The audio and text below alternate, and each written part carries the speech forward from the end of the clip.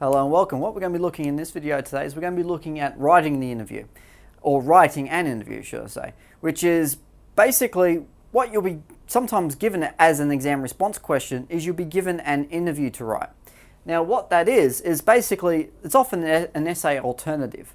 So if you're preparing for particularly an understanding exam and you're asked to write an interview, it usually comes to something a bit left field, and often it's something that's quite tricky to do. So you need to use all the work that you would have prepared for an essay and then incorporate it or alter it into an interview structure instead, and to make up a couple of people, depending on what the question's asking, and to put all the pieces together like you would and construct an argument like you would in an essay, but do it in an interview form. And what we're going to look at is we're going to look at how you actually do that. And this, as I said, this is something that students often find quite tricky, particularly if you have been preparing for an essay. How do you turn that knowledge into the things that you will be talking about when you are writing your interview? So, first of all, basically an interview is a discussion anyway.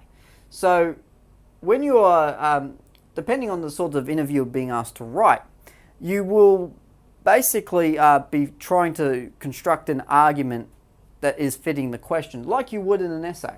So basically one of the things that you really want to be doing is you want to ensure that your discussion and the things that are being asked, so the questions and answers that you're asking and giving, because you'll be imitating both people, making sure that those things will actually fit into the things that you're going to really argue and discuss anyway. And as I said, unlike an essay, you actually have a little bit more freedom. You have an ability to construct the argument in basically any way you see fit. So it doesn't have to follow a topic sentence structure. You can ask whatever question you want in the interview and then give a straightforward answer. So if you've got your main idea as being one thing, you can put that into your questioning, and you can question whoever's basically responding to the interview on specific things that you want to raise about the thing that you're talking about. So for instance, if you're responding to a book and you've got a couple of main ideas from the book, your questions will focus on those main ideas that you've got about it, and will be able to answer it in such a way where you can actually go back and forth a little bit and discuss different things and even question different ideas that you yourself have, but also do it in such a way where you've actually put a much deeper spin on it and give a much broader discussion, and probably what you'll be able to when you're focusing on the very narrow path of essay writing. And the main thing to do though, and this is something that is quite often ignored, is make sure that the people that you are using for the interview, so the interviewer and the interviewee, have very strong points of view that do come across quite well, because they will help to represent your points of view. So wherever it may be, whether it be the author or whether it be an expert or even just a character from the story, what you need to be trying to do is create a really strong tone of voice. And they will be things basically that not only match the questions, but the sort of things that you're looking to raise. So the kinds of things that you'll be asking would be the kinds of responses that you will be looking to give anyway. So by channeling and being a little bit creative with the way that you ask your questions, you could do virtually the exact same thing like you would if you're preparing an essay, and even pre-preparing an essay, as much as that is a bit of a dirty word. You can actually adapt all those ideas and put them all into essentially interview structure, and it isn't that hard to do, provided that, of course, the questions you ask are quite probing, and also that your the detail of your responses given by the interviewee are quite detailed. I mean, they don't need to be one sentence answers, but at the same time, obviously you don't want to be doing a full page length answer either. What you want to do is have questions that match a particular frame of reference or point of view, and then once that answer's been given, then start on the next question, focus on the next idea. So you can do a whole heap of ideas in rapid fire and really broaden, as I said, your discussion of what it is you're talking about. And obviously it will help when you're actually generating an argument. So like an essay, an interview is an argument. You are constructing an argument through the way that you are writing your interview. And you're able to communicate single or multiple points of view. And multiple points of view in particular are quite quite easy to do it in an interview because of the fact you've got two speakers. Now, even though you've got the interviewers asking questions and really is sort of trying to act like a shadow, someone who's not really taking part in the interview, you can make your interviewer quite strong and having a competing point of view of the person who you are interviewing, and use it to challenge and discuss those different ideas as they conflict with each other. At the same time though, you can have an interview structure which is basically allowing one viewpoint to dominate. And even if there are some things which are sort of nagging doubts that an interviewer might question, the interviewee, the person responding, has a chance to really push their point of view anyway and doesn't really get challenged too much on that.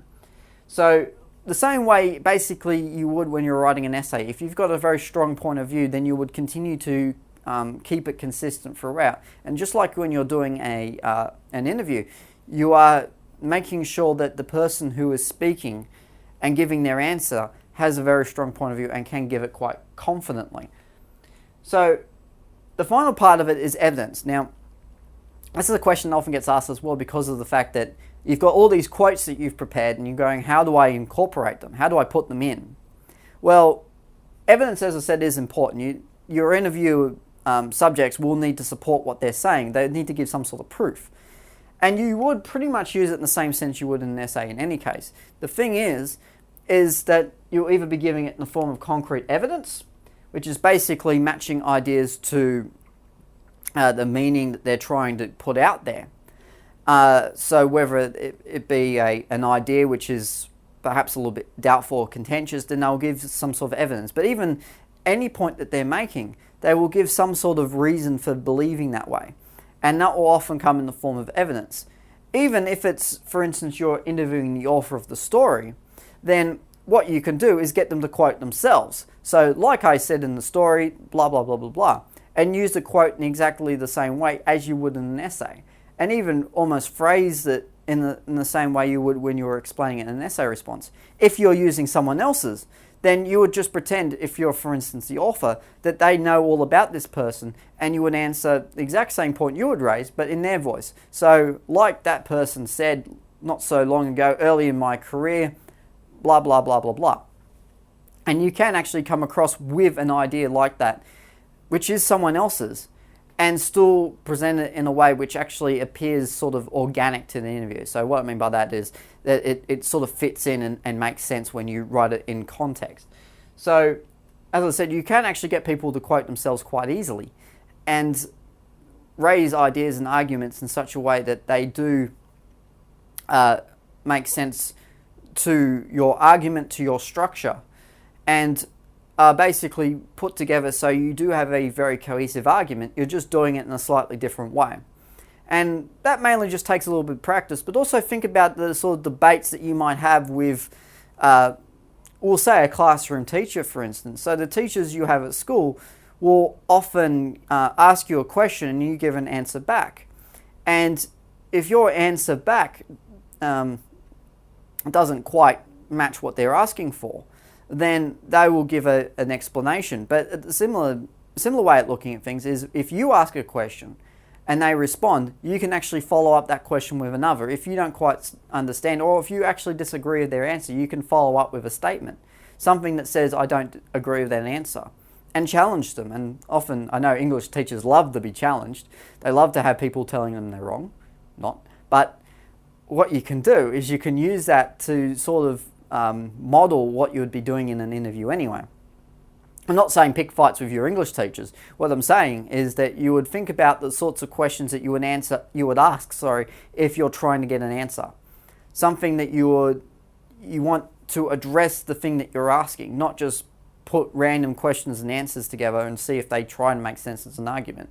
So think about that. Think about the sorts of things that if you ask a question, what sort of answer would you be expecting? And if you don't get that answer, how would you follow up? So you could even mislead a little bit and just go a little bit on one direction and then go straight back to the other, which then supports and proves your argument. It's a little bit tricky to do, but once you find the right kind of balance, it does become much easier.